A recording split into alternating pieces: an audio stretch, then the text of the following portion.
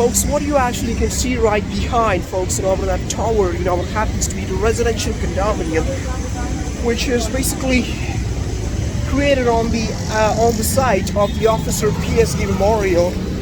Well, not that one, the one, which is diagonally opposite to it, was created, or rather, constructed directly on the site of where, the Officer PSD Memorial's proximity, or rather the residential district, where it lays.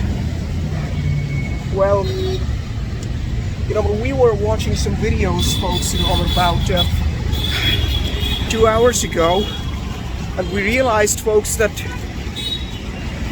by watching videos, it might feel good and all that, but in reality, all sort of things, which are actually shown in those video recordings, folks, can be never dealt with, out into the public domain. And well, you can pretty much see how the surroundings are. It's Thursday this morning, but there was the untimely demise of